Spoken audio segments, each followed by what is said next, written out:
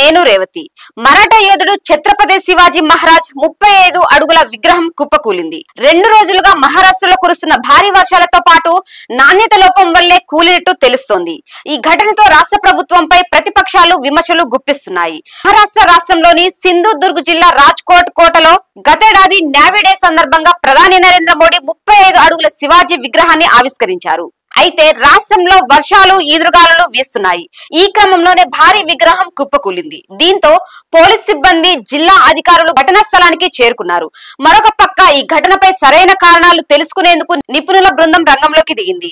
శివాజీ విగ్రహం కుప్పకూలిన ఘటనపై ప్రతిపక్షాలు రాష్ట్ర ప్రభుత్వంపై విమర్శలు గుప్పిస్తున్నాయి. నాణ్యత లోపం వల్లే కూలిపోయిందంటూ ఆరోపించాయి.